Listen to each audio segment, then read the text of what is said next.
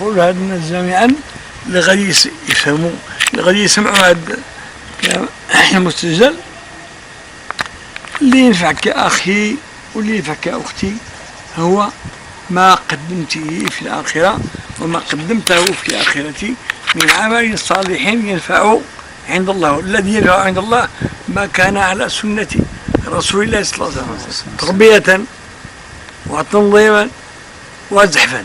زحفا على من قبحه رسول الله صلى الله عليه وسلم وسماه ثم تكون ملكا عاضا وملكا جبرية. الملك العاض التوريثي تخلف بميزان الدنيا وبميزان الديمقراطية، وتخلف عن ما يريده الله سبحانه وتعالى لهذه الأمة من فضل على سائر الأمم. أنا كنشكر الإخوان والأخوات اللي صمدوا في الميدان رغم أسباب الهزيمة المحيطة بكثير من الناس. صبروا وصابروا وثبتوا. الله تعالى يثبتهم، الله تعالى يثبتكم. أخوات إخوان جماعة الإحسان حمروا الوجه الحمد لله.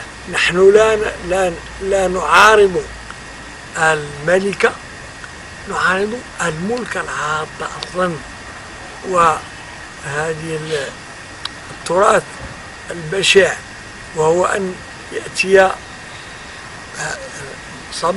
صبي ويقال فيه هذا الذي يحكمكم.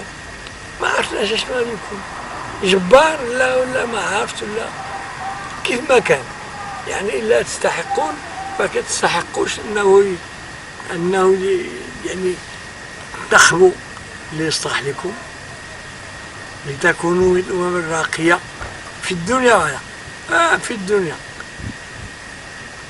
هم أرقى منا في الدنيا لأنهم عرفوا القضية ديال الحكم كيديروا لها، ما كيورثوهاش كي التوريث اللي دمون بالنبي صلى الله عليه وسلم، ولكن بقاو لها شي حاجة كتسمى الديمقراطية.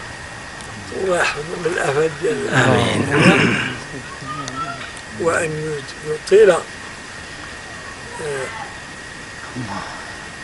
عمر جماعة تعليم الإحسان جيلا بعد جيل، تحمل للناس هي الأجيال المقبلة تحمل لهم رسالة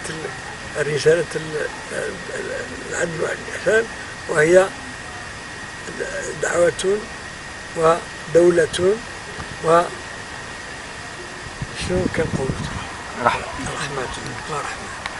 لو يعلم الناس ونحن فيه لا قاتلونا عليه بالسيوف. هذا قالوها سنة صوفيا من قبل. ما نحن فيه هو الرحمة، نريد الرحمة لأنفسنا ولما لا يكن بوسع المرء أن يكون مؤمنا حتى يحب لأخيه ما يحب لنفسه.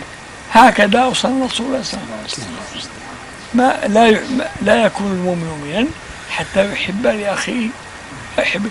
في الوقت اللي كنقولوا نحن ضد العنف وغير الخير، لنفسه باغي الخير، لنفسه باغي الخير، لأننا بغينا آخرتنا تكون مزيانة مع الله سبحانه وتعالى، بينما آخرين كيطلبوا الرئاسة وهذا سفه.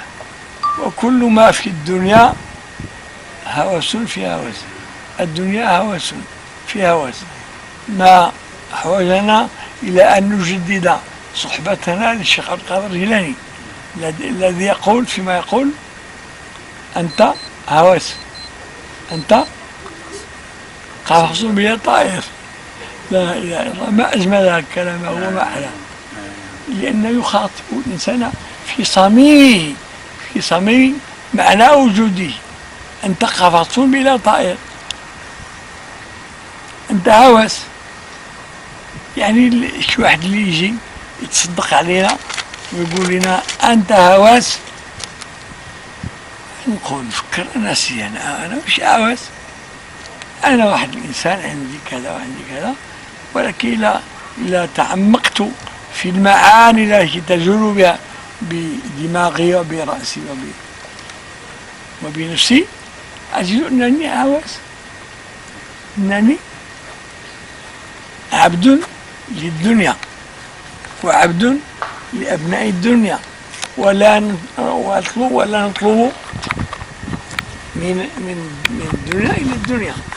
نحن نطلب من الله سبحانه وتعالى أن تكون حياتنا تزودا إلى آخرتنا.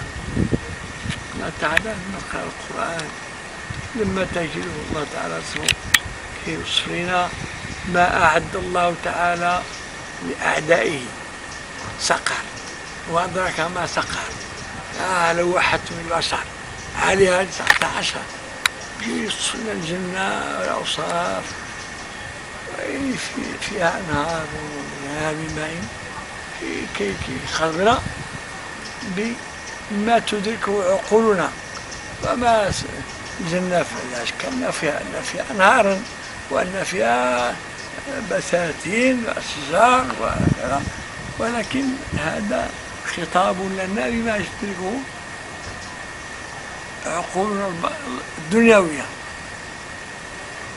مثل الجنة التي وعد المتقون فيها أنهار من ماء غير آسن، وأنهار من لبن طيب، وأنهار من خمر لذة للشاربين، وأنهار من عسل مصفى، وفيها ما تشتهي العيون وأنتم فيها خالدون.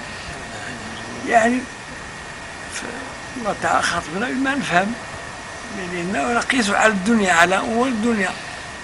قال لنا الرسول صلى الله عليه وسلم فيها ما لا عين رأت ولا أذن سمعت. هادشي كله سمعتي، أنهار من ماء وأنهار من كذا، هذا لا شيء مقارنة بالنظر إلى وجه الكريم سبحانه وتعالى، النظر إلى وجه الله سبحانه وتعالى.